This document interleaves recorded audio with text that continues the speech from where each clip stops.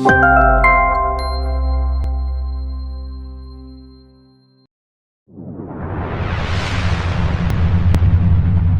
வாரம் வந்து ஜெயராணி எழுதின செந்நிலம்.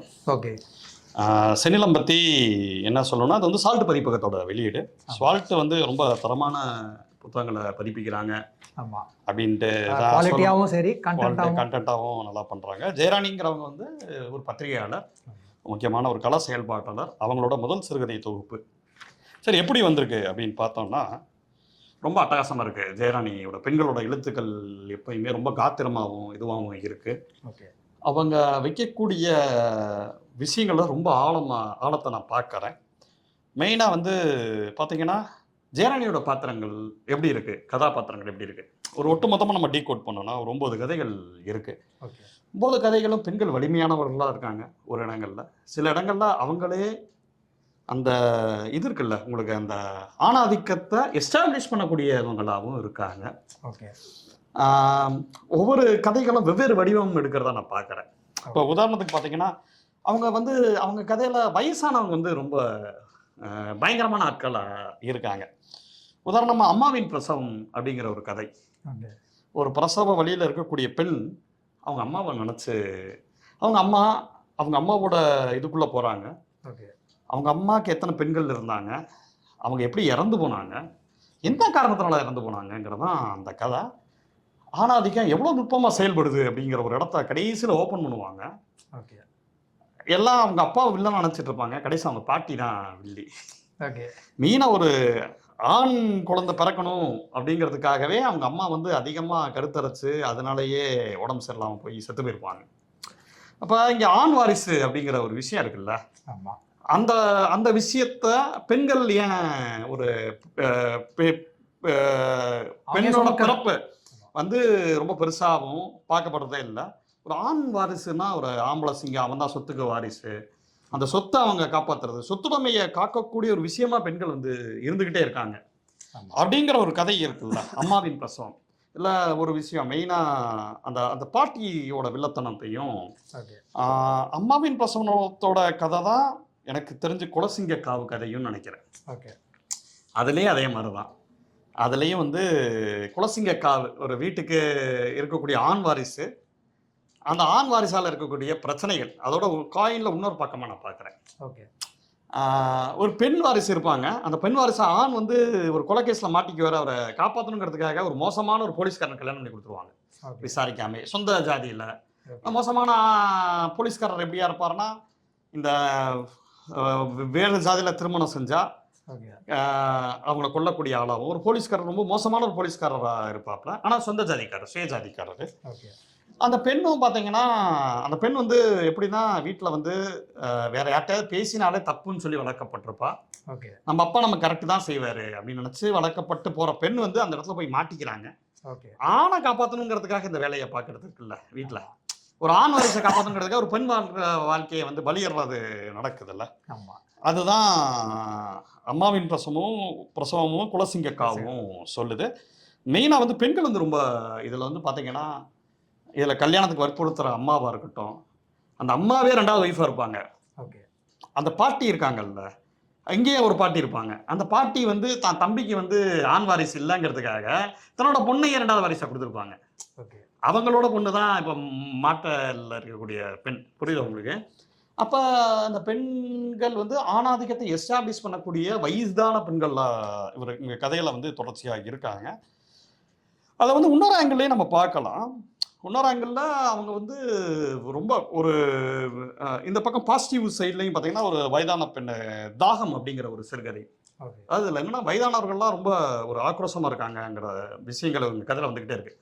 தாகங்கிற கதையில் வந்து ஒரு ஜாதி ரீதியான பிரச்சனை, ஒரு தண்ணி விஷயத்தில் ஒரு அண்டர் கிரவுண்டில் எப்படி இருக்குது, ஒரு ஆதிக்க சாதிகளோட இடத்துல இருக்கக்கூடிய ஒரு குளமும் இந்த இடத்துல இருக்கக்கூடிய ஒரு குளமும் எப்படி இருக்குது, இவங்க தண்ணிக்காக அங்கே போக முடியல, சரி குழாய் இது பண்ணுறாங்க, அந்த குழாயில் தண்ணி வருது, இவங்க குழாயில் தண்ணி வரல, இதுக்காக போராடக்கூடிய ஒரு மலையம்மா அப்படிங்கிற ஒரு வயசான கிழவியை பற்றின கதை. ஓகே. இந்த மலையம்மாங்கிறவங்க பயங்கரமான ஆளாக இருப்பாங்க. அந்த மலையம்மாங்கிறவங்க வந்து சண்டை ஓடுவாங்க ஆதிக்க சாதிக்காரங்களோட. அறந்து அடங்கி போனவங்க இவங்க போய் நேரடியாக ஒரு சண்டை காட்சியே வரும். ஆதிக்க சாதிக்காரங்களை போட்டு அடிச்சிருவாங்க. மலையம்மா பயங்கரமான ஆளாக இருப்பாங்க. கடைசியில் இதில் வந்து இஸ்லாமியர்களாக அவங்க கன்வெர்ட் ஆகிறது இருக்குல்ல, இந்த ஜாதி அப்படிங்கிற ஒரு விஷயம் இருக்குல்ல, ஆமா. இந்த ஜாதிங்கிற விஷயத்தில் ஒரு பையன் வந்து இக்பாலா மாதிரி இருப்பார். அந்த பையன்கிட்ட கேட்பாங்க, ஏதோ அவ்வளோ பிரச்சனை இருக்குல்ல, அங்கே வந்து எல்லாரும் ஈக்குவலாக பார்க்குறாங்கன்னொன்னே, இவங்க மலையம்மா வந்து ஊருக்கே தலைவியாக இருக்கக்கூடிய மலையம்மா, ஓகே. இதனைக்கு எல்லாத்துக்கும் குறி சொல்லக்கூடிய மலையம்மா, திருமணமே பண்ணிக்காத மலையம்மா, இந்து மதத்து மேலே பற்றிருக்கிற மலையம்மா, அந்த ஜாதியோட ஒடுக்குமுறையினால அவங்க வந்து இதுவாக மாறுவாங்க. ஓகே. அப்படி ஒரு பாத்திரமா இருக்கும். அவங்களும் ரொம்ப ஸ்ட்ராங்கான பாத்திரம். நான் சொல்ற பாத்திரம் எல்லாமே வலிமையான வில்லனோ ஹீரோவோ அந்த பாத்திரம் வந்து ரொம்ப அழுத்தமான வயதான பெண்களா இருக்காங்க. அதனால தான் அந்த ஜாதிய பிரச்சனைகள், ஆணாதிக்கம் இவங்களோட கதைகள்ல முக்கியமா நான் என்ன பார்க்குறேன்னா, ஜெயராணியோட கதைகள் பெரும்பாலும் வந்து ஆணாதிக்கம், ஆண் வாரிசு, அதே நேரத்தில் ஜாதிய பிரச்சனைகளை நுட்பமா சொல்றதா பார்க்குறேன். இதுக்கு அப்படியே இன்னொரு கதையை நீங்க செந்நிலம்னு ஒரு கதையில பார்க்கலாம். ஓகே. அதே மாதிரி தான் செந்நிலம்ங்கிற ஒரு கதை ரொம்ப அப்படியே இப்படியே போகும். சடனாக ஒரு ஒரு ஒரு இது இது வந்து செந்நிலம்ங்கிற கதை இருக்குல்ல, அந்த ஆமா. கதையை மட்டுமே நீங்க ஒரு ஒரு சின்னதாக எடுத்தீங்கன்னா ஒரு அவார்டு வாங்கக்கூடிய ஒரு ஷார்ட் ஃபிலிம்கான ஒரு கதை ஓகே. அப்படி தான் சொல்லணும். பட் இந்நேரமே நீலம் பற்றையில் ஏதாவது தம்பிகள் வந்து படம் எடுக்க கிளம்பியிருப்பாங்கன்னு நினைக்கிறேன். ரொம்ப ஒரு ஒரு வித்தியாசமான கதை. அங்கேயும் ஒரு வயசான பெரியவர் தான். ரொம்ப எனக்கு டக்குன்னு பார்த்தோன்னே மாரி செல்வராஜ் படத்தில் ஒரு பெரியவர் வருவார் தெரியுமா, அப்படி ரொம்ப பரியர் பெருமாள்.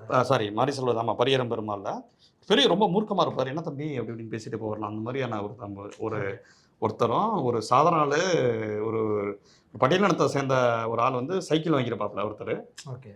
அவர் வந்து ஒரு பெரியவர் வந்து லிஃப்ட் கேட்பாப்புல. அந்த பெரியவர் வந்து ஆதிக்க சாதிக்காரர். இவருக்கு அந்த ஊருக்கு போகிறதுக்கு பயம் இருக்கு. பயம்னா பயம் கிடையாது, அவன் வந்து பொருளாதார ரீதியாக அவன் பிரச்சனை பண்ணுறான், இவங்க வளர்ந்தாலே அவனுக்கு பிடிக்க மாட்டேன், எதுக்கு வம்பு 6 கிலோமீட்டர் சுற்றி கூட போவோம் தான் அவரோட இது. இவர் எல்லா இதையும் இது பண்ணி கூட்டிகிட்டு போவார். ரொம்ப ஃப்ரெண்டாக இருப்பாங்க 2 பேரும். ஒரே பீடியை குடிப்பாங்க, கடலில் சாப்பிடுவாங்க. கடைசியில் அந்த பெரியவருக்கு இந்த பையனோட ஜாதி தெரிஞ்சவொடனே, அந்த அவருக்கு தன்னோட அண்ணன் மகனோட தான் பிரச்சனை, சொத்து டிஸ்பியூட்டு சண்டை போட தான் வந்திருப்பாங்க. இந்த பக்கம் இவங்க ஊர் இருக்குது, இந்த பக்கம் இந்த ஊர் இருக்குது. அண்ணன் ஊருக்கு அண்ணன் பசங்களோட பஞ்சாயத்து மன்றத்துக்காக போனவர். இந்த பையன் சொல்லுவான், அவங்களோட சண்டை போடாதீங்க, நீங்கள் பெரியவர், சொத்து பிரச்சனை வந்தாலும் ப்ராப்ளம் இல்லை, பார்த்துக்கலாம், நீங்கள் இது பண்ணுங்க. இந்த பையன் அட்வைஸ்லாம் பண்ணுவான். ஓகே. இவர் இந்த கேரக்டர் இருக்கார்ல, அந்த பெரியவர் கேரக்டரு, இந்த இவர் இந்த கேரக்டரு, இந்த கேரக்டர் வந்து ரொம்ப தன்மையாக பழகுவாப்புல. ஓகே. அதை தாண்டி இறங்குறப்ப அந்த அண்ணன் மகன் வந்துடுவாப்புல. அவர் வந்துட்டு இவங்க இருக்காங்கல்ல, இந்த சைக்கிள் வச்சிருக்காருல, பட்டியலினத்தை சேர்ந்தவர் இருக்காருல்ல, இவர் வந்து இவரோட வந்ததுக்கா இந்த ஈன ஜாதி பையனடைய வருவ சித்தப்பா அப்படி இப்படின்னு சொல்லி, சித்தப்பாவோ பெரியப்பாவோ சொல்லி சண்டை போடுறப்ப அந்த இடத்துல வந்து பயங்கர இதுவாயிரும். ஓகே. ஜெயராணி என்ன பிடிச்சிருந்துச்சுன்னா, ஒரு பட்டியலினத்தை சேர்ந்த ஒருத்தர் அவங்கள அடித்து முடிச்சுட்டு கிளம்புற மாதிரி முடிச்சிருப்பாங்க. அது யாருக்குமே தெரியாமல் அவர் வந்து சைக்கிளில் வந்து ரத்தத்தை கழுவிக்கிட்டாங்க. கடைசியில் என்னன்னா, ஊருக்குள்ள சொத்து பிரச்சனை அப்படி அதனால சண்டை போட்டாங்கன்னு சொல்லிடுவாங்க. ஓகே. அந்த மாதிரி முடிஞ்சு போகும். ஆக்சுவலாக அந்த பெரியவருக்காக அந்த பையன் வந்திருப்பாப்புல, இந்த கேரக்டரு. பெரியவர் வந்து தன்னோட தம்பி மகனோட சேர்ந்துருவாப்புல. ஓகே. சேர்ந்துட்டு இவனோட நான் பீடியெல்லாம் இது பண்ணி கொடுத்தேன், இவன் என்ன ஆளுன்னு சொல்லாமல் இது பண்ணிட்டான்னு சொல்லிட்டு சடனாக இப்படி ஜாதி மாறுது. அந்த ஒரு மொமெண்ட்ல ஹிட்டாக பயங்கரமாக இருந்துச்சு அந்த கதை படிக்கிறப்ப. அந்த அனுபவம் இருக்குது பார்த்தீங்களா, நமக்கு வேற ஒரு விஷயத்தை அது வந்து அந்த கதை டைட்டிலாக ஜஸ்டிஃபை பண்ணல. செந்நிலம் வந்து கடத்துச்சுன்னு சொன்னால் இதுவாகலை. அது பயங்கரமாக ஒரு ரத்த கலரையான ஒரு கதையாக எனக்கு பட்டுச்சு. ஸோ இதுதான். அதுக்கப்புறம் பார்த்தீங்கன்னா எனக்கு இன்னொரு கதை வந்து மூகம்மா காடு. அதுலேயும் வந்து ஒரு வயசான பழங்குடியின பெண், அதில் மெட்டாஃபர்ஸ்லாம் அட்டகாசமாக எழுதியிருந்தாங்க. அவங்க கண்ணில் சுருக்கம் வந்தப்ப, அதாவது எப்படின்னா, மூகம்மா காடு, காடுகள் வந்து நம்ம ஆனைமலையில் படிச்சிருப்போம். ஆமாம். டைகர் ரிசர்வ் ஃபாரஸ்ட்டு ஆனைமலையை மாறுது பார்த்தீங்களா, அதே மாதிரி நேரங்களில் ஏன் இந்த மாதிரி கதைகள்லாம் வருது, அந்தந்த காலகட்டத்தில் சமூகத்தை பிரதிபலிக்கிறதுக்காக இந்த மாதிரி கதைகள்லாம் வருது. மூகம்மா காடு அப்படிங்கிறது வந்து நல்லமல்லா அப்படிங்கிற ஒரு இடம் இருக்குல்ல, ஆமாம், இதில் ஸ்ரீசைலம் சொல்கிறாங்க ஆந்திராவில். அந்த அதில் நல்லமல்லாங்கிற ஃபாரஸ்ட்டை வந்து டைகர் ரிசர்வ் ஃபாரஸ்ட்டாக மாற்றிடுறாங்க. அங்கே சென்சிங்கிற பழங்குடியின மக்களை வந்து வெளியில் தள்ளுறதுக்கு அரசு வந்து முற்படுது. அரசு வந்து சாம பேத தண்டா நிறைய சொல்லுவாங்களே, எல்லாத்தையுமே பயன்படுத்தணும் தான். ஒரு மக்களை வெளியேற்றணும்னா அரசு வந்து எப்படி வேணாலும் பண்ணும், என்ன வேணாலும் பண்ணும். அதில் இருக்கக்கூடிய பழங்குடியின பெண்களை இது மக்களை பார்க்க போகிறாங்க எழுத்தாளர். அது மேபி நம்ம ஜெயராணியாக தான் இருக்கும்னு நினைக்கிறேன். அவங்க கேரக்டரை வச்சே அதை பண்ணி எழுதியிருப்பாங்க தான் தோணுது. அங்கே ஒரு மூகம்மான்ட்டு ஒருத்தவங்க இருப்பாங்க. அவங்க சொல்லுவாங்க, அதில் ஒரு வர்ணனை செமையாக இருக்கும். அவங்களோட கண்ணுலேருந்து வழிஞ்ச சுருக்கமான கண்கள்லேருந்து வழியக்கூடிய நீர் வந்து எப்படி இருக்குன்னா, அது அது வந்து ஒரு அருவி மாதிரி இருக்கு, மலையிலேருந்து விழுகிற அருவி மாதிரி இருக்குண்டு. ஓகே. அப்போ இந்த மாதிரியான ஒரு வர்ணனை தான் நம்ம ஆனைமலையிலையும் பார்த்துருப்போம். அவன் கால் வந்து ஆனைமலையில் கால் வந்து வேர்களோட சேர்ந்து இருக்கிற மாதிரின்னு பார்த்துருப்போம்ல. அந்த இடம் எனக்கு டமால்ட்ட இன்டர்கட்டில் வந்துட்டு போச்சு. ரெண்டுமே ஒரே மாதிரியான கதைகள். முகமா அவங்க வந்து என்ன பண்ணுறாங்க, அங்கே இலுப்பை பூக்கள் அங்கே வந்து உங்களுக்கு ஒரு பானம் கொடுக்குறாங்க, நான் உங்களுக்கு மது உங்களுக்கு செஞ்சு தரேங்கிறாங்க. ஃபர்ஸ்ட் இந்த மக்களை வந்து அவங்கள ஏற்றுக்கிறதா இல்லை, இவங்க யாருங்கிற மாதிரி அந்நியமாக பார்க்குறாங்க. அப்புறம் வந்து அவங்க வந்து கொஞ்சம் இதெல்லாம் பண்ணுறாங்க. அப்புறம் அவங்க அதுக்கு அவங்ககிட்ட பேட்டி எடுத்துகிட்டு வராங்க. ஸோ அந்த ஒரு நிகழ்வு தான் அது. முகம்மா காடு ரொம்ப முக்கியமானது. அதில் எனக்கு ரொம்ப ஆச்சரியமாக இருந்துச்சு. அவங்க இந்த மக்கள் பழங்குடியின மக்கள் எப்படி இருப்பாங்க, அவங்களே அவங்களுக்கான ரூட்டுகளை போட்டுக்குவாங்க. பழங்குடியின மக்கள் அந்த வாழ்வியல் எப்படி பார்க்குறாங்கன்னா, இன்னொரு மட்டப்புறம் நல்லா இருந்துச்சு. அந்த செம்மண்ணோட சேர்ந்த தண்ணி அதை பிரிக்க முடியுமா, அந்த மாதிரி அவங்க காட்டோட இருக்காங்கிற மாதிரி இருக்கும். சென்சி பழங்குடியினர் நார்மல் ரோட்டில் போகாமல் அவங்களுக்கு தெரியுமா எப்படி காடுகளுக்குள்ளே போகிறதுக்கு உண்டான விஷயங்கள்லாம் அவங்களுக்கு தெரியுமா. அவங்களுக்கு தரையில் தான் கஷ்டமா, காடில் வந்து அவங்க வந்து ரொம்ப இது பண்ணவங்க. இவங்க ஏதோ காட்டை காப்பாற்றுற மாதிரி, அவங்க தான் காடை கெடுத்து விட்ட மாதிரியான சில வேலைகள் பார்க்குறது இருக்குல்ல. இது இந்த மாதிரி கதைகள்லாம் படிக்கிறப்ப எனக்கு ஒன்று தோணுதுன்னா, அந்த ஒரு அரசு எல்லாமே ஒரு மேப் இருக்குல்ல, ஒரு மேப்புக்குள்ளே வந்துட்டதால அவன் இந்தியன் ஆயிடுவானா, எனக்கு புரியல அது என்னன்ட்டு. அதுக்கு அப்படி தான் சொல்லுது உலக லெவலில். நீ இந்த இதுக்குள்ளே இருக்கப்பா இந்த ஸ்டேட்டக்காரன் பாண்டு. ஆக்சுவலாக அந்த அரசு எல்லாமே மக்களை வந்து கவர்ன் பண்ணுறதுக்கு தான் அரசு. ஆனால் இங்கே அப்படி இருக்கா? ரைட்டு, நீ நல்லது செய்கிறதுக்காக ஐடி கார்டு கொடுக்குறேன்னா ரைட்டு. திடீர்னு நீ இந்த நாட்டை சேர்ந்தவனே இல்லை, உங்ககிட்ட ஐடி கார்டு இல்லைன்னு சொன்னா, டேய் நீ இருக்கிறதுக்கு தான் ஐடி கார்டு. அப்போ நீ ஐடி கார்டு இல்லைன்னா நீ இந்த நாட்டை சேர்ந்தவங்கிறது கிடையாது. உள்டாவா புரிஞ்சுக்கிறாங்க. அரசோட அதிகாரமும் எப்படி இருக்குது அந்த மாதிரி இருக்குது. இந்த மூகம்மா காடு மாதிரியான கதைகள் படிக்கிறப்பா இந்த பழங்குடியின மக்கள் வந்து விரட்டப்படுறது இருக்குல்ல, அந்த மாதிரி ஒவ்வொரு ஏரியாலையும் மக்கள் வந்து தொடர்ச்சியாக உழைக்கிய மக்கள் விரட்டப்பட்டுக்கிட்டே இருக்காங்க. இது இந்தியாவில் நடந்துக்கிட்டே இருக்குது. இப்போ வந்து இங்கே வந்து ஒர்க்கிங் கிளாஸை வந்து செம்மஞ்சேரியை துரத்துறாங்க, நாளைக்கு இன்னொரு இடத்துக்கு துரத்துவாங்க. இது எல்லாமே வேற வேற வடிவத்தில் ஒர்க்கிங் கிளாஸ் மக்கள் வந்து இது பண்ணிக்கிட்டாங்க. கூட இந்த பீகார்ல சொன்னது எஸ்ஐஆர்ல 70 லட்சம் பேர் இல்லவே இல்லைன்ட்டாங்க. டே ஏன்னா உங்கள்கிட்ட கார்டு இல்லை, அதை பற்றி சரி நான் என்ன கேட்குறேன், நீ லாஜிக்காக கூட இருக்கட்டும், 60 லட்சம் பேர் இல்லை அப்படிங்கிறது கூட இருக்கட்டும். நீ இல்லைங்கிறதுக்கு அவன் சிட்டிசன் இல்லை நீ அடுத்த பாயிண்ட்டுக்கு எடுத்துகிட்டு வந்தேன்னா இது எவ்வளோ மோசமானது. பிறந்தனால சிட்டிசனுக்கு பிறந்து அந்த சிட்டிசனுக்கு நீ ஐடி கார்டு கொடுக்கணுமா, இல்லை ஐடி கார்டு இல்லாதனால அவன் சிட்டிசன் இல்லையா, என்ன ஏதாவது உங்களுக்கு இதில் அறம் புரியுதான் தெரியல, எனக்கு ஆனால் கொஞ்சம் ஒரு மாதிரி புரியுது. என்னன்னா டேய் எங்களுக்காக லாக்கா நாங்களாங்கிறது இருக்குல்ல, அந்த ஒரு விஷயம் வந்து முகம்மா காடில் வருது. அதே மாதிரி தான் இது செவர்லி பூச்சரம். அதுதான் ஏற்கனவே அந்த பிரச்சனைகள் ஓடிக்கிட்டு இருக்கிற ஒரு கான்ட்ரவர்சிஸ் ஓடிட்டு இருக்கிற கதையாக இருக்குது. சீயிங் ரெட்டுங்கிற ஒரு படத்தை வந்து அதை காப்பிடிச்சிருக்காங்க. போன வீடியோவில் நம்ம அதை பற்றி பேசியிருந்தோம். அது வந்து ஒரு ஒரு ஆணாதிக்கத்துக்கு ஏற்றாப்புல ஒரு கதை தான். என்ன ஒரு பேயை ஓட்டத்துக்காக சவுக்க எடுத்துகிட்டு பெண்கள் எல்லாத்தையும் அடிக்கணும்னு சொல்கிறாங்க. ஸோ இவங்க திருப்பி இறங்கி அடிக்கிறாங்கிற மாதிரியான கதைகளாக இருக்குது. நான் பார்த்த வரைக்கும் அவங்க கதைகள் எப்பயுமே பார்த்தீங்கன்னா ஒரு புரட்சிகரமான ஒரு விஷயமா இருக்கு. அவங்க பெண்கள் இறங்கி அடிக்கிறாங்க. இப்போ நெடுமுகல் மாதேவி கதை வந்து அப்படிதான் இருக்கு. நெடுமுகல் மாதேவி கதை ஒரு பெரிய ஒரு இந்த கதை மாதிரி வருது, ஒரு அரசர் காலகட்ட கதை மாதிரி வருது. அதுலயும் அரசி வந்து உடன்கட்டை ஏறணுங்கிறதுக்கு ஏற்றாப்புல அந்த கதை பேசுது. அவங்க இறங்கி அதை வந்து மாற்றுறாங்க. பெண்கள் அடுத்த ஜென்ரேஷனில் வரக்கூடிய அந்த இயக்கத்தை வந்து ஜெயராணி வந்து பதிவு செஞ்சுக்கிட்டே இருக்காங்க.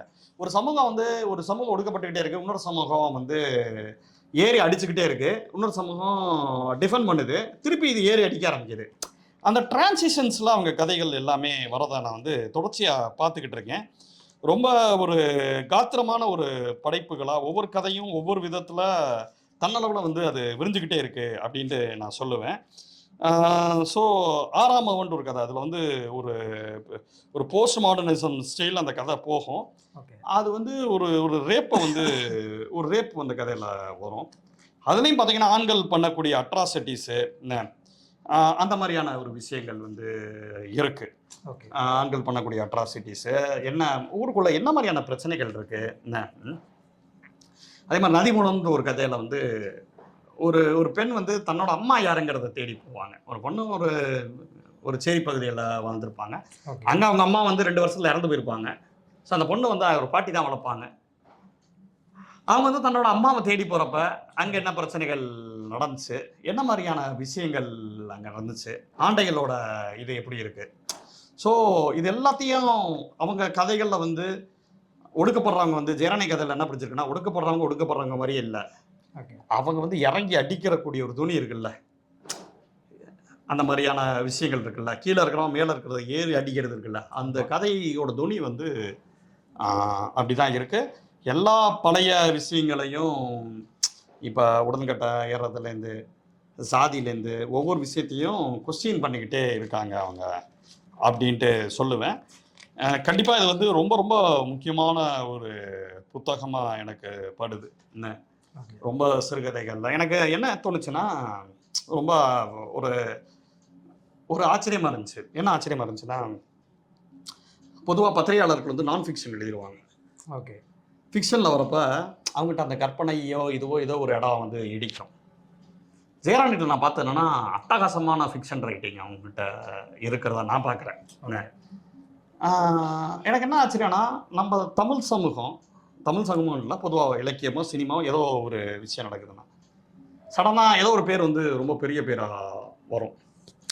இப்போ பார்த்தீங்கன்னா, இப்போ ரீசெண்டாக லிட்ரேச்சர் ஃபீல்டில் வந்து கேஆர் மீராவோட பேர் அதிகமாக பட்டுக்கிட்டே. நம்ம தமிழ் மொழிபெயர்ப்பு ஓகே நல்லா தான் அவங்க எழுதுகிறாங்க. கொஞ்சம் நிறையா போஸ்ட் மாடர்னிசம் ஸ்டைலில் இருக்குது. போஸ்ட் மாடர்னிசம் வித் பெண்ணியமாக இருக்குது. இவங்க ரியலான ஒர்க் பண்ணி அந்த ரியலான மக்களோட வாழ்க்கை இருக்குல்ல, அதுக்குள்ளே இந்த பெண்ணியத்தையோ மெட்டாஃபர்ஸையோ எடுத்துகிட்டு வராங்க. எந்த விதத்துலையும் கேஆர் மீராக்கு குறைஞ்சவங்க நம்ம ஜெயராணி கிடையாது அப்படின்னு தான் நான் புரிஞ்சுக்கிட்டேன். கரெக்ட். ஆனால் இங்கே என்ன நடக்குதுன்னா, சில விஷயங்கள் வந்து திருப்ப விவாதிக்கப்படுது, சில விஷயங்கள் வந்து கண்டுகொள்ளாமே படுது. இப்போ இந்த செவரளி பூச்சரம்ங்கிற ஒரு விஷயம் வந்து இது வந்து இப்போது இவ்வளோ காப்பி அடிச்சிருக்கு, இவ்வளோ விஷயங்கள் நடந்திருக்கு. ஆனால் ஒரு நம்ம இலக்கிய சமூகம் வந்து ஒரு சலனமே இல்லாமல் அங்கே இருக்குது. அதை பார்க்க முடியுது.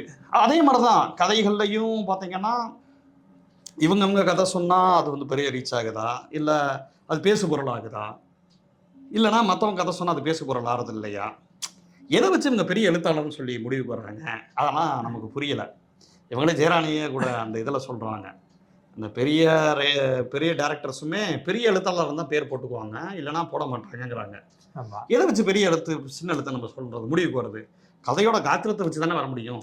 அப்படி பார்த்தா எனக்கு ஜெயராணி வந்து எனக்கு கேஆர் மீராவோட பெருசாகவே தெரிஞ்சாங்க. ஒரு இலக்கிய வாசிப்பாகவே எனக்கு ஒரு பெரிய அனுபவத்தை அது கொடுத்துச்சு. இது கம்பாரிசன்ட்டு கிடையாது. அதுக்கு அவங்கள ரொம்ப குறைச்ச மதிப்பிட தேவையில்லை உன்னத்தவங்கள. வெளிச்சம் கொடுக்குறப்போ வித் டியூ ரெஸ்பெக்ட் நம்ம கிட்டையும் ஆட்கள் நல்லா தானே எழுதுறாங்க. நம்ம சால்ட் பதிப்பவும் நல்லா தானே போடுது. நம்ம ஆட்கள் நல்லா தானே எழுதுறாங்கப்பா, என்னப்பா சொல்றீங்க அப்படிங்கிற ஒரு விஷயம் இருக்குல்ல. அதுதான் நான் சொல்ல வரேன். ரொம்ப அட்டகாசமான ரைட்டிங்க, புனைவாகவே நல்லா இருந்துச்சு. ஓகே. 2 தடவை படித்தேன். எனக்குள்ள ஒரு நல்ல ஒரு வாசிப்பு அனுபவமாக இருந்துச்சு. நல்லா இருந்துச்சு. அவங்க எழுதுகிற ஸ்டைலை பார்த்தா அது சிறுகதை ஸ்டைலுங்கிறத விட எனக்கு எப்படி படித்தேன்னா, அவங்க ஒரு அட்டகாசமான நாவல் எழுதினா நல்லா இருக்கும்னு நினைக்கிறேன். ஓகே. அப்படியே எனக்கு பட்டுச்சு. ஒரு நாவல் எழுதுகிறப்போ ஒரு சரளமான மொழி நடை இருக்குல்ல. நான் ஃபிக்ஷன் ரைட்டர்ஸ்கிட்ட ஒரு ஃப்ளோ கிடைக்கும், ஃப்ளோ இருக்கும், ஒரு கண்டென்ட் இருக்கும். ஏன்னா அவங்க நிறையா பத்திரிகையாளர்கள் பார்த்துருக்காங்க. ஆனால் அந்த ஃபிக்ஷனாக வந்து ஒரு புனைவா அது சொல்கிறப்ப அவங்க என்ன பண்ணுவாங்கன்னா, நிறைய நான் ஃபிக்ஷன் ரைட்டர்ஸ் நாவல் எழுதுறப்ப பார்த்துருக்கேன், சம்பவங்களாம் கொடுத்துட்டு இவங்க ரியல் லைஃப்பில் பத்திரிகையாளராக இருக்கிற கேரக்டர் பார்த்தாங்களா, அந்த பேரை மட்டும் மாற்றி அது மேலே கட்டுரை எழுதுறதே மேலே எடுத்து 2 மூஞ்சியை வச்சு ஃபிக்ஷன் மாற்றிடுவாங்க. ஓகே. சில இது படித்தப்ப எனக்கு இவர் கட்டுறதை எழுதியிருக்காப்புல, ஆனால் கதைன்னு சொல்கிறாப்புல அப்படின்னு தோணும். இவங்க புனைவு ரொம்ப அட்டகாசமாக எழுதுறாங்க. ஆனால் நான் ஃபிக்ஷன் நான் படிக்கலாம், அந்த ஜாதிய டிராவலிங் குரல் படிக்கணும், அது வச்சுருக்கேன். ஓகே. ஆனால் அதில் ஒரு 2-3 சாப்டர் தான் படித்தேன்னு வச்சுக்கோங்களேன். ஆனால் அவங்களுக்கு புனைவு வந்து வேறு லெவலில் வருது. கண்டிப்பாக நாவலாக எழுதுனா அவங்களுக்கு ஒரு பெரிய இடம் வந்து காத்துக்கிட்டு இருக்கிறதா நான் பார்க்குறேன். ஓகே. வேறு ஏதாவது? வேறு இல்லை. நன்றி. நன்றி.